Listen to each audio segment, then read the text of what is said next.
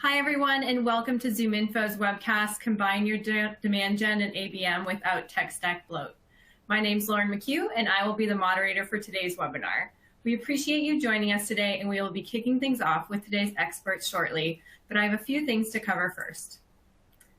Our quick agenda, we'll go over I just did my welcome. We have a housekeeping. I have a safe harbor statement that we need to talk through, introductions of the panelists, our demand gen framework, demand gen maturity model, intent data types, and also Q&A. So for housekeeping, if you're having any technical issues viewing, please let us know by utilizing the Q&A chat. This is a web-based platform, so refreshing your window often does the trick, but if you are having any issues, please let us know. Speaking of Q&A, please utilize the Q&A chat box. Our experts will answer any questions at the end of the session, but ask your questions as they come to your mind and submit them at any time. We will get to them at the end. The chat box should be on the right of your screen. If you are having, if anything comes to mind, just fill it in at any time. We will be recording this webcast, and you will receive an email with the link of the recording within 48 hours after we conclude today. So keep an eye on that inbox. And then lastly, our safe harbor statement. ZoomInfo is a publicly traded company. This presentation may contain forward-looking statements. Any buying decisions you make should be made based only on currently available products and offering. Our complete safe harbor statement is displayed here for you to review, but we will also add it to the Resource Center for future review. This is our complete statement for you to take a look at, but we will get started. So for today, I'm Lauren McHugh. As I said, I am the moderator for today, but we are also joined by Allison Havener, the Vice President of Marketing at TrustRadius, and Jeff Convey at Digital PI. So Allison, why don't you tell us a little bit about yourself? Hi, everyone. Excited to be here today, and thank you, ZoomInfo, for having me. So like Lauren said, I'm the VP of Marketing at TrustRadius, and really excited to talk about how you build a cohesive demand gen strategy and thinking about how ABM fits into that. I have a pretty extensive background in integrated marketing where I solely focused on this exact problem that a lot of marketers are facing. So excited to jump in. Great. Jeff, why don't you tell us a little bit about yourself? Sure. Hi, I'm Jeff Coveney. I am the CMO here at Digital Pi. And besides being the CMO at Digital Pi, I live in Boston, have three teenagers, so they keep me very busy, and my wife also. And if you're not familiar with Digital Pi, we help companies build and manage their marketing automation platform. So we have a lot of experience looking at the lead gen process as well as the ABM process. So hopefully you'll get a lot of insights out of today between the three of us. Yeah, great. Well, I'm excited to have you guys here. We will start with a poll question. We just wanted to get a sense of how the audience is within account-based marketing and where you are today in 2022. So we'll leave this up for a few seconds, and then we will get moving forward. So please click yes or no. Is your organization more lead-based or account-based in 2022? And you have to pick one. You have to pick one, but you have to pick. You can't pick both.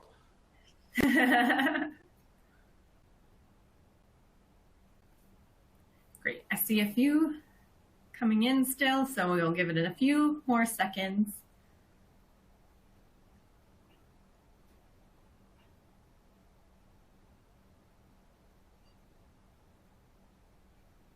Great. Let's see what they say.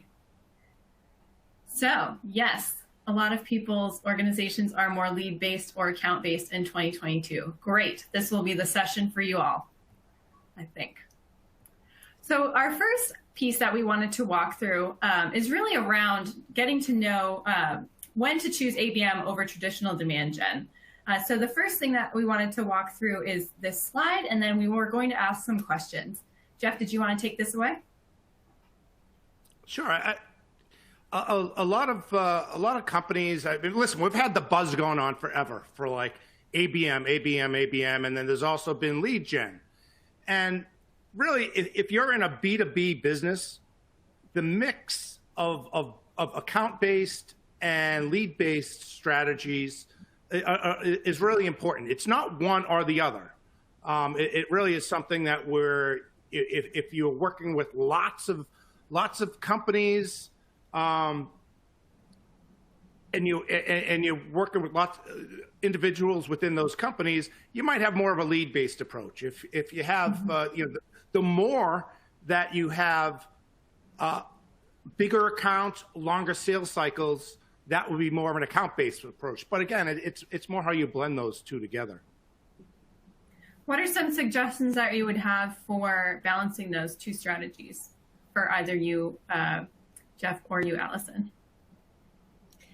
Yeah, so just to kind of piggyback off what Jeff was saying, I don't think it's one or the other. And when you think about your ICP, right, so I think this is what Jeff was alluding to, is that you have to really think about who that target audience is that you're going after. And so when you think about your ICP, if you're going for more of that SMB, right, you might lead towards more of that top of funnel activity because you need more volume, right? SMB there's just more volume play there. However, if your business is super focused on enterprise, you want to go after the top 150, companies that fit into that ICP, you're going to tend to be more ABM focused. And I think at the end of the day, though, as a marketer, and when you're thinking about your strategy, you should really think about an integrated approach. So demand gen, in my mind, is kind of like this umbrella term, and ABM is a piece of that. And I think this graph is great because it's really showing that they have to work together. So if you also think about it from a lead standpoint, these leads are coming in. However, they could also turn into more of an account-based strategy if you're doing more like land and expand as well. So you might be, if you think about, you're in one part of a team and your product actually can service an entire team. I think about like Trust Radius, like our offering, right? We usually work with customer marketers, but our offering can really, everyone across the marketing team can use Trust Radius, can use our content, can use our intent data. So it's not really about just getting into one part of marketing, it's really getting across. And so leads might be coming in, you're converting these accounts, but then account-based would be actually that land and expand. So I think it's all about going back to who's your customer, what are your goals, and what are you trying to achieve? And then you could build out that whole strategy, but it has to be integrated and it has to not be one or the other. Yeah, Allison, you talked through that, right? Like being account-based, being lead-based, trying to make a decision on what that balance is going to be like is only part, is part of the process. When there's demand generation, different people have different definitions for demand generation. I always look at it as like, it's everything that's driving business, and that can be account-based activities or lead-based activities, as it's shown here. And you have all your different activities from your campaigns, whether those are trade shows or webinars. You have all those tactics, right? And those are all gonna. When you're thinking about that, think about how those can drive leads, but also think about how they can drive account-based activities. Do you often find that you're assessing how, like, the blend as the quarters go on or as the years go on? I assume you do a yearly plan, but are you seeing, if you're seeing that demand is performing higher or ABM is performing higher, do you ever do like mid-quarter shifts, or is it just an always optimizing type of strategy? I would love your insights on that. I think from a timing perspective, I don't think that necessarily matters per se. And you might like front load it's always hard in Q4 to create pipeline. Like I think every marketer knows that. Like everyone knows Q4 is a closing quarter. And so if you want to front load your year, right, with more of that demand gen, but I think you have to be really, really careful as a marketer these days to not play the volume game. Because if you get into that race of just pure volume of like, great, I'm putting all these leads into our nurture campaigns and putting all these leads into the hands of the BDRs or SDRs, right? You start getting into that volume play, and then that's all that like sales and your leadership is going to ask from you is like, okay, what's our leads, what's our lead count? And so I think no matter where you prioritize your demand gen ABM strategy throughout the year, you definitely want to get away from like a volume play. You want to make sure that you're thinking about truly driving demand for your product. And thinking about the efficiency, because we all like, if you start playing the volume game, it gets very, very expensive very, very quickly. And so if you really think about driving demand and quality, you can start creating those efficiencies at each stage of your funnel. So you're thinking about that conversion rate versus the volume at the top, right? And so I think that's what I would think about. And then in terms of timing, again, like maybe front load the first part of your year more with that demand, and then move into an ABM strategy as you start to grow and nurture these accounts. And then you're setting yourself up for a more positive Q4 and ending the year strong. Yeah, that makes a lot of sense. Speaking of SDRs and sales, who do you find are key roles that are needed when you're creating not only an ABM strategy, but your demand gen strategy for the year overall? Shifting into a little bit more of that sales and marketing alignment. Yeah, I just see that as like, who isn't involved? You have to have a lot. You have to. I mean, this is the biggest thing around what you need to do to get your demand generation moving, is aligning sales, marketing, and management. Because you can set up any technology can be there. You can build a great rocket ship. You can talk about all the strategy, but when the rubber meets the road, people need to be able to actually execute on those things. I mean, what have you seen, Allison? I think a few things. I totally agree with you. I think alignment has to start at the top. It has to be your sales or your CRO, whoever that is, and your marketing leader, and they have to be super aligned, because that's going to trickle down to the team. So it starts there. Right? I think that's like mission critical to have a super strong just go to market strategy. It's not even about, right? It's like you have to be moving in the same direction.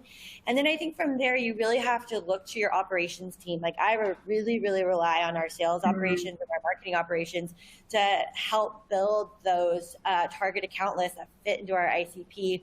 And we have like a little bit of a different business model at Trust Radius, because we actually have like these signals from our products. So when people are coming to Trust Radius, they're looking at, different products, evaluating customer reviews. We're getting all of that data, and we're looking at, okay, great. These are some really healthy technology categories. That triggers a motion for our team to be like, great, what are like the software companies that should be on Trust Radius, should be using our products that fit into this really healthy category? And so we've operationalized that. So having that team that is, one, looking at all that data, pulling those target account lists, and then we build, right? I have my demand gen manager involved. We build a whole strategy to go after those accounts from a sales motion and from a marketing motion. So marketing providing that more air cover. Maybe we're thinking of some more of those kind of high level, maybe more top of funnel campaigns that just getting them interested in the Trust Radius brand.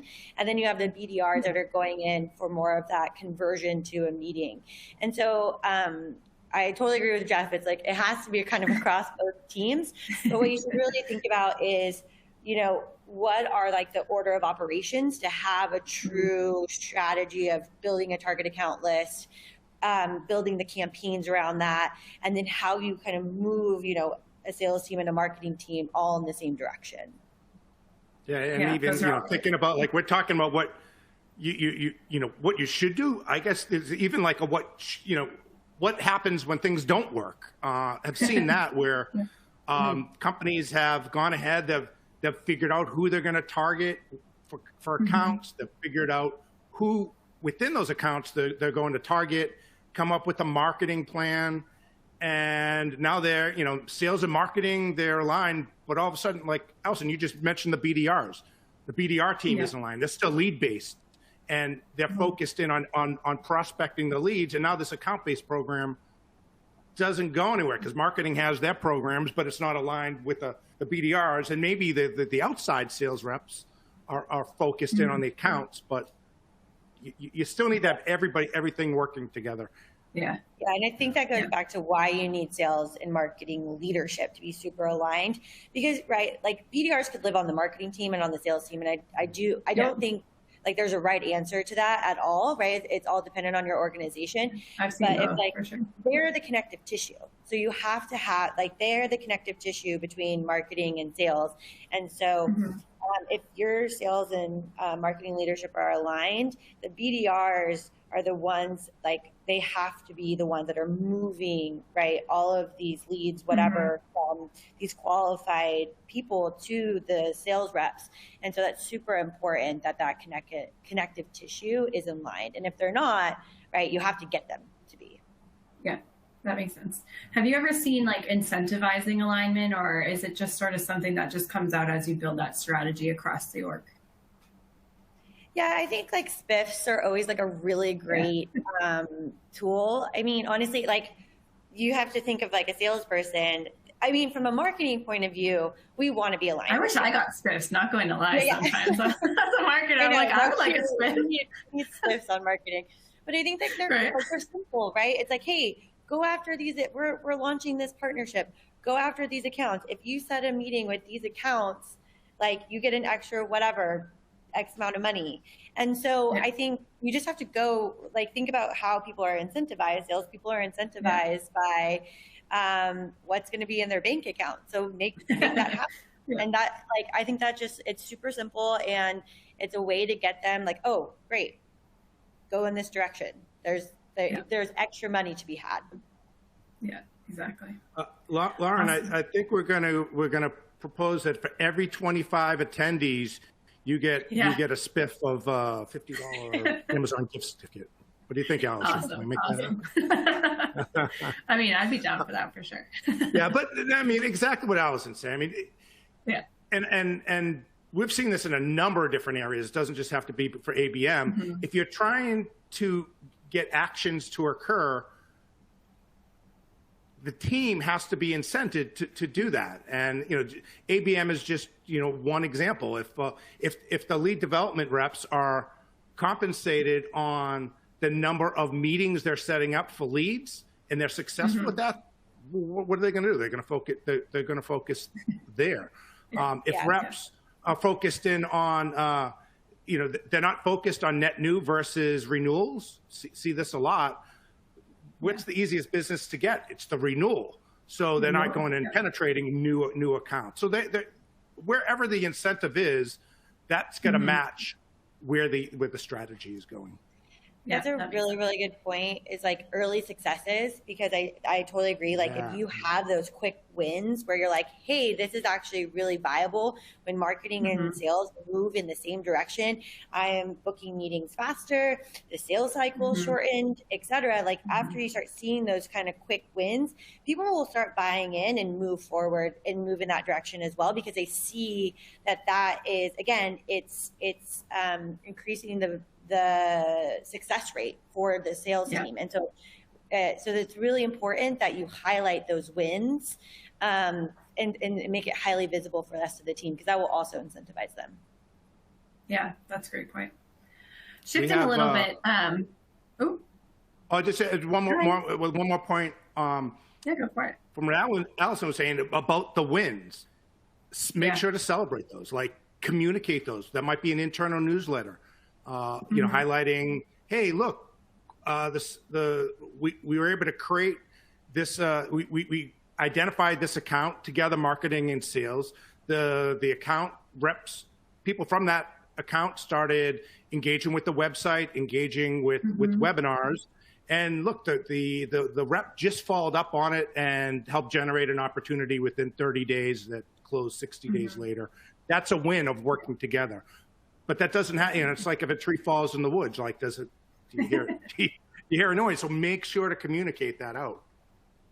No, that's a really great point. Yeah, I feel like we need to celebrate wins as often as we can.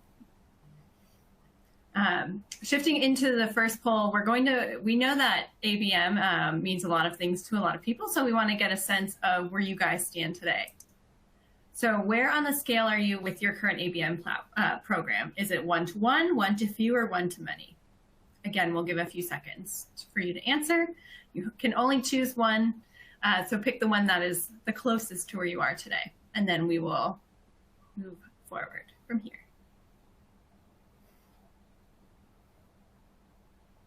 And we're not judging.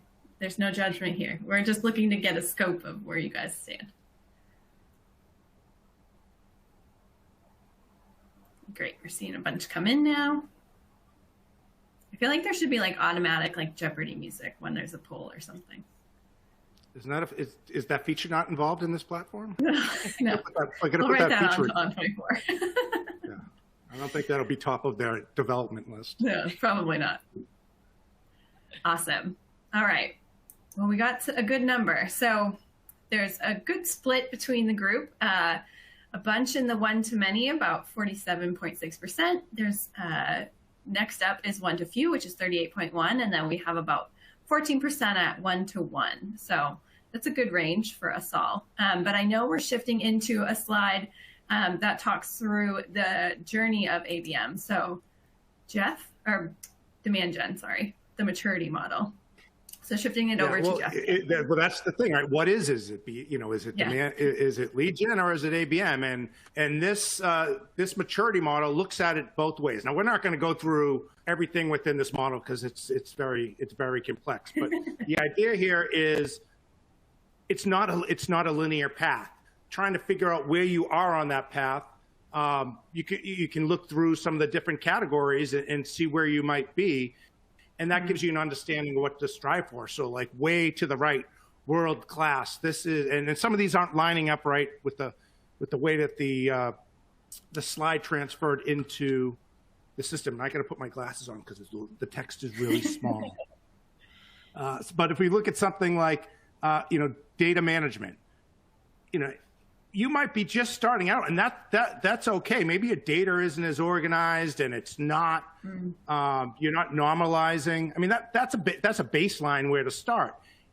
All the way to stage 5, which is you're thinking about a data lake. You have a CDP possibly in place. You're managing data. A lot of companies aren't there. A lot of companies, we find that they fall into usually somewhere between 2 and 4. But usually in the 3, like if you're pending data is so important to append and clean. And if you're not doing that, you're not going to get the results on the reports on the back end. So that's just one example of thinking about where you are on a maturity curve. And don't worry, you don't have to be great in every area. It's all about just moving forward.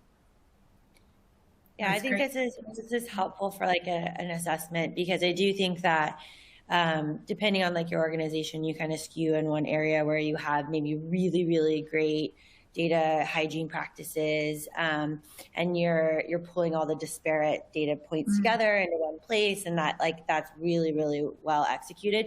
However, if you don't have the strategy on top of that to really build campaigns, build integrated campaigns to really address your customers and kind of meet them where they are with that right message, right time. If you don't have that strategy, then the data piece is great to have and it's great to be there. But if you don't have that strategy to activate it, right, you want to make sure that you're coupling that. So it's good. This was good. I was looking through this, and it's good to always assess. So if you're thinking from a personal standpoint and you're looking at your marketing team, it's always good to just take a step back and audit. Like, what are you currently doing? Like, if you think about it, you are constantly moving forward. Like you have to, right? You have to be 5 steps in front of your company because you're priming this market to talk to your sales team eventually. And so it's really important to take that time to do that audit and be like, okay, where are we in our demand gen, building that demand gen engine? How are we fitting ABM into that? How are we coupling that with more of top of funnel activity? And how are we moving people down the buyer's journey? And we all know the buyer's journey isn't linear, right? And so how are we using the technology, the data that we have to, again, meet those customers where they are? So I would say, we are constantly moving forward, but if you look at really combining your demand gen and ABM strategy and not thinking about that tech bloat, you have to audit where you are and then find the gaps. And that's really where we are from at Trust Radius and me coming in and rebuilding the marketing function is I was like, okay, we need to, sure, we have to kind of keep the lights on, but we have to do an audit of like where we currently are so we can actually find the gaps. That sounds great. I'm sure we could do a whole webinar on that. We've done those before because that's usually how we end up starting with their client is they're not sure where they are with ABM. Where's my data? Are we nurturing properly? What's my team set up? Like all those things, just trying to set a benchmark, and that usually sets the path and the roadmap for moving forward. Yeah, I feel like a big component is also that would be one recommendation.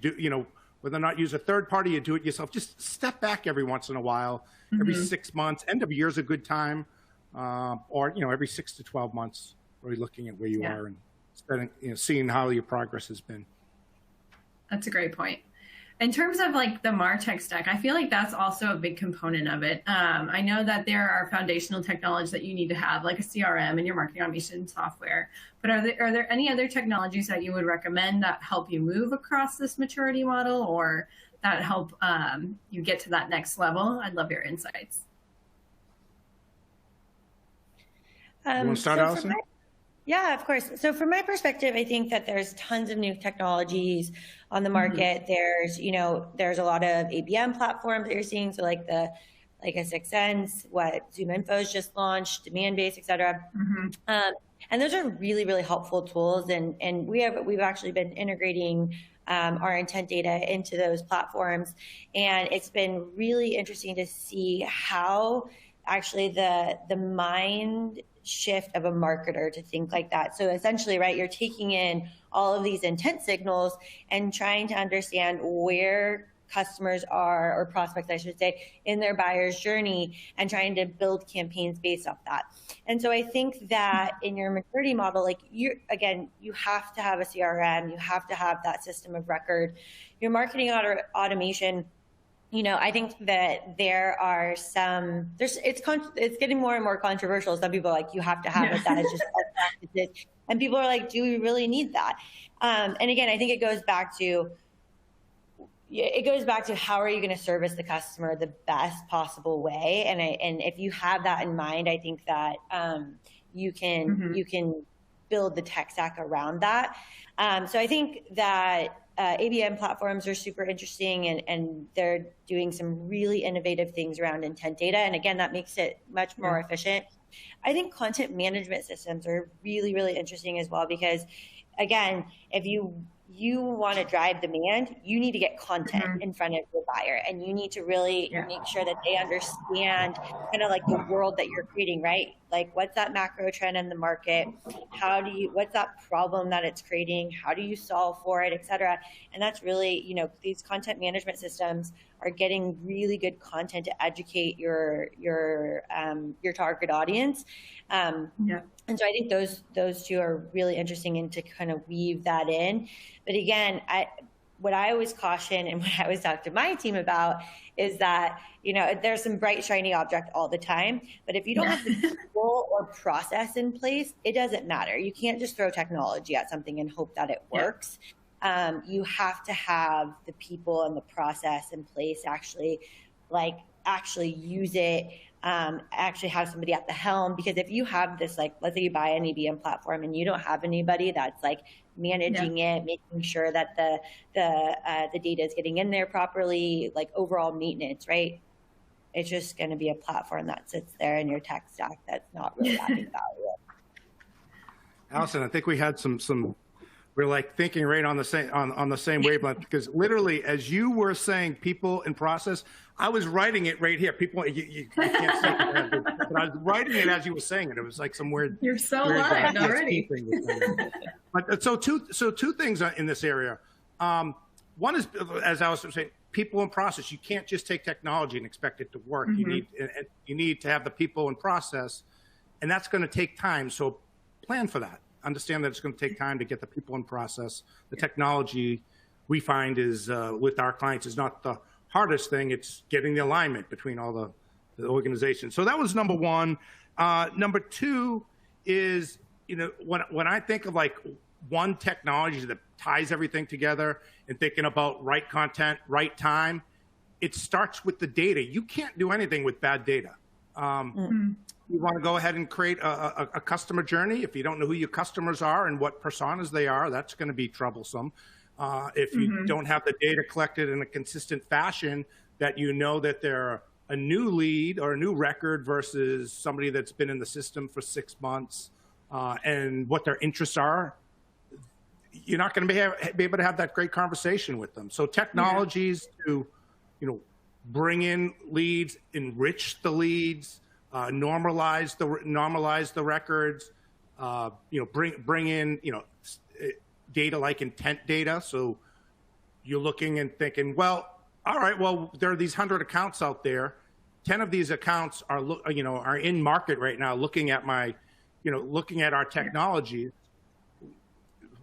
Wouldn't you rather focus on those 10 than those 100? Yeah. Right. So data is the important, is the foundation on which everything else sits. Yeah, that's great. Shifting in, I know you guys both, Allison, you spoke about intent. So what intent definitely is on one of the key elements for demand gen and account-based marketing overall. And I know that you wanted to shift and talk about some of the different intent types that you are working through with Trust Radius, and then we'll dive in a little bit further from there.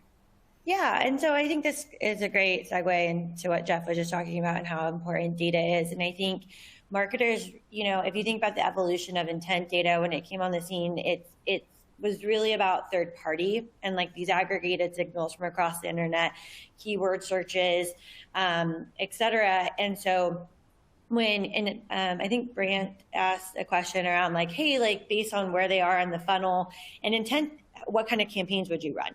And so I think intent data is really, really helpful for this, because if you see, like, if you're using intent data that's more of this third party, it's pretty topical, top of funnel, and you can see people that are interested. And to Jeff's point, you want to focus on that, but you would run more of those top of funnel campaigns, more of that educational thought leadership, and just starting to introduce your brand. You have your site, your first party, right? And so that's what is proprietary to you. They're coming to your site, they're filling out a form, you're having that one-to-one interaction, et cetera. That's much more bottom funnel, and that's going to change your what that campaign is. And then I think what's newer on the scene, and what our clients have really been using, is second party data. So this is, someone's first party data, like mostly a publisher, and where they monetize it. And so at Trust Radius, we have our second party data offering. And this is, people that are literally either looking at your product, right? They're researching your product, they're looking at customer reviews, they're comparing you to maybe your competitors, or they could be potentially just looking at your competitors. You can kind of look at it from like a category level. And that triggers a totally different campaign. Because if somebody's looking at your product, like, you want to be hitting them with messages of get a demo, free trial, type of a situation. Or if they're looking at your competitors, you want to start really pushing messages that's differentiating you and really highlighting your value props. And so we've been seeing our customers really think about like all those two kind of types of campaigns. And then the second thing that they're doing that's really interesting is they're taking some of the content from their reviews and adding it into like their ad creative, their sales outreach. So they're using that social proof and that brand of Trust Radius. And they're like, okay, this person was looking at me on that. They'll have some of that brand affiliation, and they're making that connection and seeing really high conversion rates because they're reaching these people in market, right? And they're reaching them with that relevant messaging based on what the actions that they're taking on Trust Radius. And then they're adding that social proof and that customer voice. And so I think when you think about your strategy and whatever types of intent data sources, really think about the type of intent data, and then run those kind of campaigns based on the type. Right? You can't just put it all into a black box and be like, okay, great, it's all intent, and run campaigns. You're just not going to see that success. And I think that's really what goes to an ABM strategy, right? Where you can't just kind of create this target account and just go after everything in the same way. And intent signals can really help you look at where an account is in their buyer's journey, and then send them that really direct messaging that really helps them move to that purchase. Allison, what you're saying, we all love it. right? Like that's what we want as marketers, right? Like use the data. Someone's buying the product. We do marketing, but let's come down for a second. Like and it goes back to the point we were making earlier. Marketing and sales alignment. Like if we can do all those things, and I've seen it happen. I've experienced it myself. I've seen it with clients where all the strategy comes in and there's, let's go run this campaign and sales is going to do this, and it doesn't end up happening because somewhere along that path, the alignment isn't there to do the proper follow-up at the proper time, whether or not that's nurturing emails not going out, or the display advertising didn't work, or the reps aren't calling using a certain cadence because they're trying to close business at the end of the quarter, right? So alignment's key to make all this stuff work. Yeah, absolutely. And I guess that's why the funnel goes like this, right? It's a funnel. Yeah. It doesn't get easier as it goes down. It gets, it gets harder. But I think that's really where intent data helps, right? And especially like the second party where it's really bottom funnel content, and it really helps with that alignment with sales. Because if you're like, great, these are people that are literally looking at our products, that from a sales point of view, you're like, perfect. Like that's exactly who I should be going after. Oh, these are a list of accounts that are literally looking at your competitors. Great. Like that really triggers a signal with sales. And I think from a marketing point of view, like trying to get sales teams, right, and especially big sales teams, especially if you have an enterprise sales motion, right, like getting them to move in a direction is really, really difficult. So I think that goes back to our earlier point of like showing those wins of like, hey, these reps are going after these accounts or using this messaging, and they're like, again, they're increasing that conversion rate. The sales cycle is much, much shorter, et cetera. So I think it's, to your point, I totally agree that there's tons of drop off that happens, and that's where marketers need to think about their goals, where your bottom line is pipeline. And then you got to be looking at those conversion rates at each stage of the funnel to make sure that you're really thinking about efficiency and effectiveness. And then I think so you're constantly kind of looking at that, but then you're also thinking about, okay, how do I get my sales team to really align with me? And so I think intent data really is helpful for that, but you really have to pay attention to the types of intent data and where you're getting it from and what systems it's embedded in, right? That's the other thing. Like some teams, like they don't have like a data science team. They don't have this team that can like ingest this kind of raw data. So you want to get sources that can be embedded into like your workflows that you already have. Great point. Great.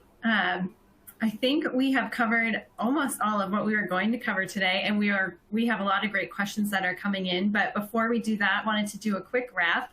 So some key takeaways for you guys to walk away from this session is that your ABM strategy really should be integrated into your larger demand gen strategy. ABM is not a strategy on its own without demand gen as the umbrella. Marketing and sales alignment, as we've talked about that throughout this presentation, it's key to have alignment across the organization to really have a successful strategy. All intent data is not the same, but building different campaigns based on the different signals you're getting is really a key to success from there. And then also new emerging technology that can be the game changer for ABM, but also make sure you have the people and process in place. Similar to alignment, it really is the key driver to success for not just ABM, but also demand gen as a whole. So let's shift into some Q&A. There's some really great questions that we're getting. A great question that we had, Allison, specifically for you is, does Trust Radius provide intent data for the SMB market? Yeah, so our audience skews more mid-market, and so about like 60% is more mid-market enterprise, and then the other 40% is SMB. But I think with intent, it's all about your presence on Trust Radius and who is coming to your profile, right? Looking at your products, and then who's looking at your technology category. So we kind of do that on like an account by account basis. So when we talk to potential customers, we're really looking at, okay, who's coming to those pages on our site and what actions are they taking? And that helps kind of glean some of those, new logos that you could acquire. And just in general, we definitely have SMB companies that use Trust Radius as well. Great. So there's a general question for the group. So ABM lead gen is often focused around building top of funnel activity. Curious on how y'all, I like saying that, are engaging buyers at different levels of the buyer's journey, specifically once they have a foot in the door and sales creates an opportunity. How do you think about continuing to help drive that deal forward, and how can sales partner with marketing to collaborate? Great question. Ooh. And long. That was a lot of good. It's a long question too. I can read it again if you need it. I think that honestly, I think you have a good point here where, you know, we're talking about that those intent signals and the different types of campaigns to kind of run on each of those.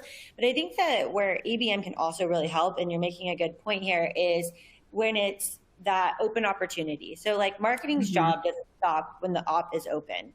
And I think really if you apply that kind of account-based mentality in those types of campaigns to those to those open opportunities to get them to closed won, right, that will help those conversion rates. And again, like going back to, you want to continually look at those conversion rates because you want those to be really high, so you know that you're being really, really effective and efficient with your marketing spend as well.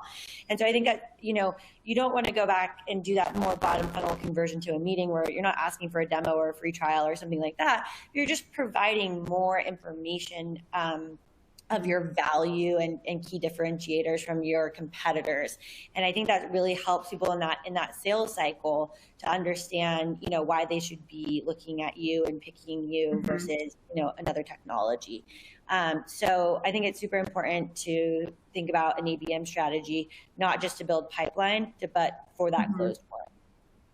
Yeah, I mean, it's the point of like, not just marketing isn't just responsible for creating MQLs or AQLs or, you know, getting folks sales ready. Although sometimes marketing's compensated for that. But that's a whole nother discussion. As opportunities get created and people go down the funnel more, marketing can. This is where marketing and sales can really work together to drive that deal. So it might be that the prospects start to go into a different nurture journey. So maybe there's there's some automated content going on about, you know, about ROI on the specific product, or there are some case studies, or just providing that content for sales. Maybe there's also that's complemented with some display advertising, so that you're seeing that consistent messaging across the board, as well as maybe now's the time, if it's the real decision maker, to bring in some virtual gifting. So, you know, we see more of that now too, which is, you know, let's engage as much, let's help that engagement along as much as we can from a marketing perspective. Yeah, the air cover is definitely, I feel like, a key element as well, like keeping that brand top of mind as they're going through that sales cycle, and pushing things maybe more towards like an existing customer story or a testimonial versus like top of funnel brand type. Makes sense. It's all important. Yeah, definitely. On the funnel picture you showed content syndication. Can you please share your insights on the content syndication campaigns and mixing intent data into that scenario?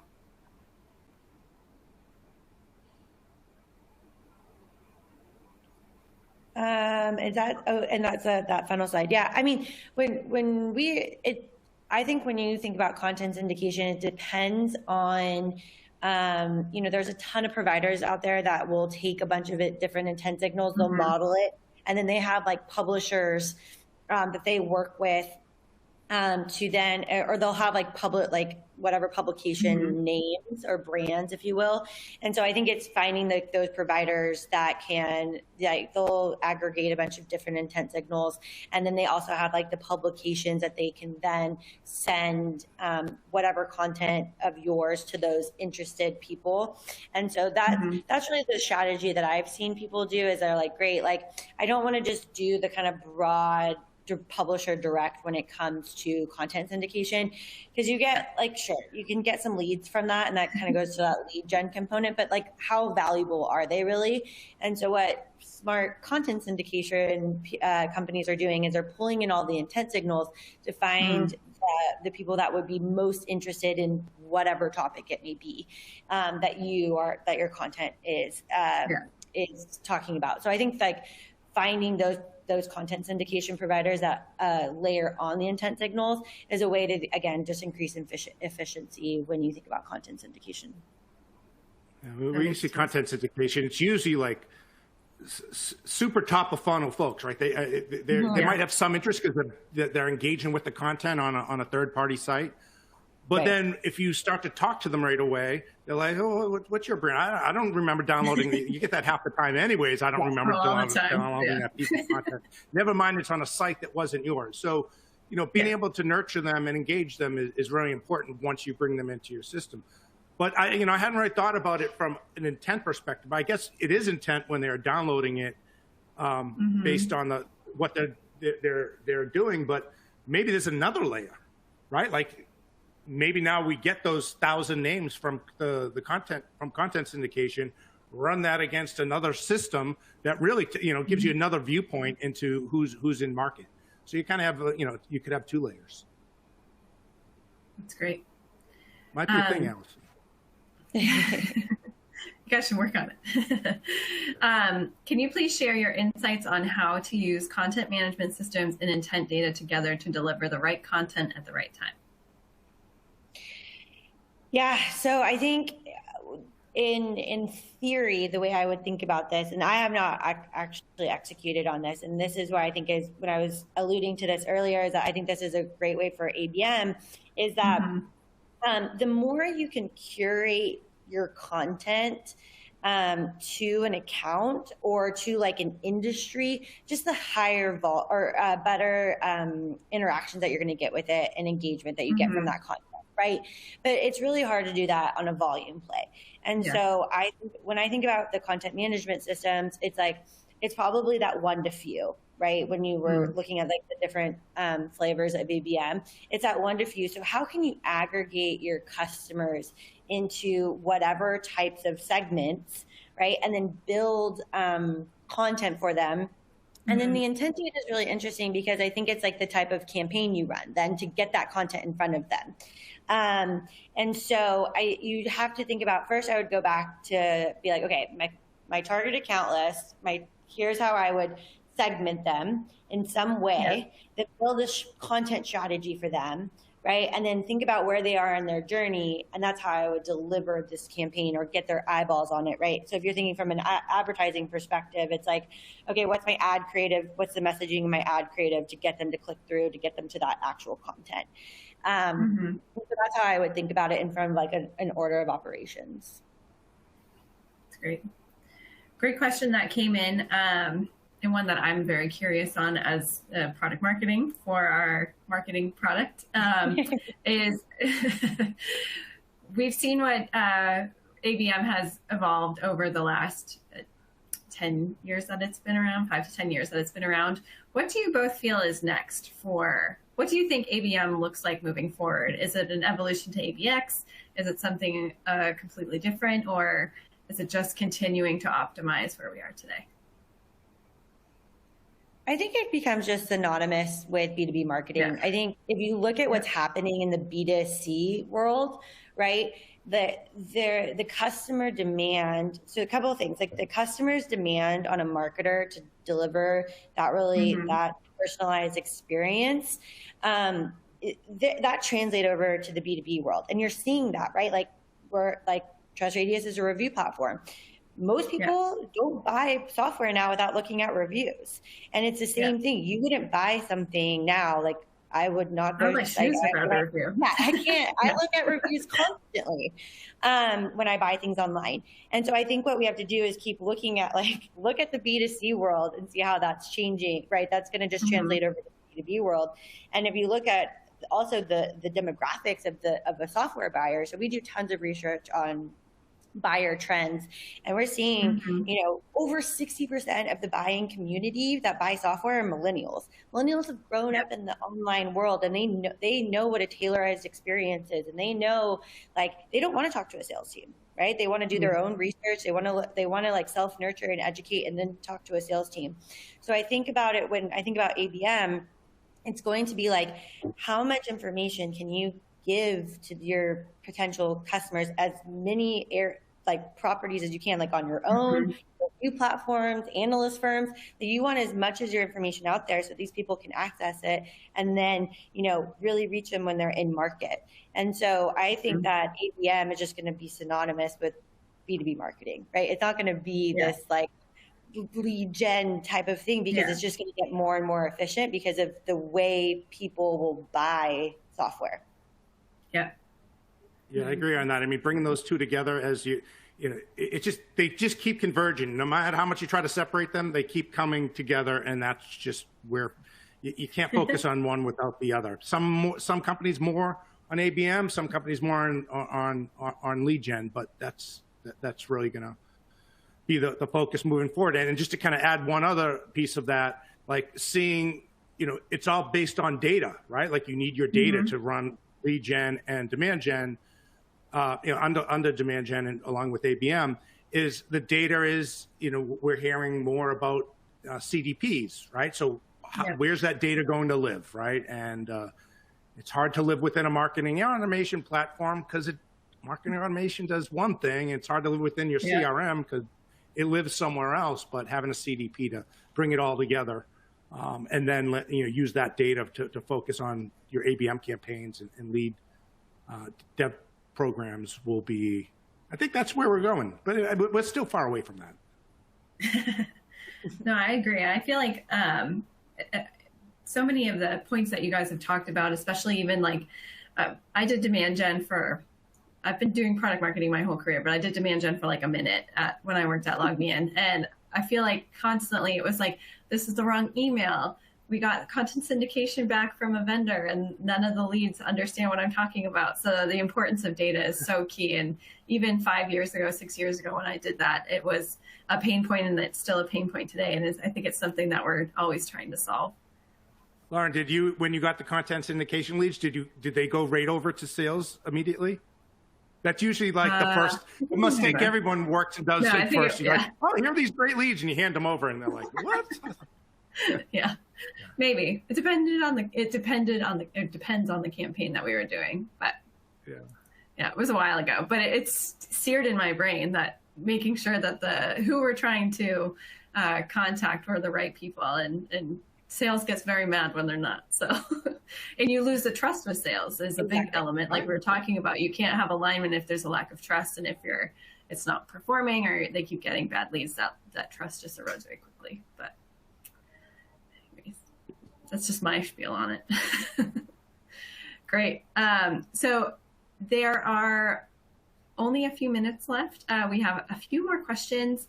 How does ZoomInfo and TrustRadius fit together in this stack? Does ZoomInfo also provide intent data? From ZoomInfo standpoint, yes, we also provide intent data, but we are close partners with TrustRadius. Yeah, we're working on furthering that partnership and a future integration. So more to come on that. Yeah.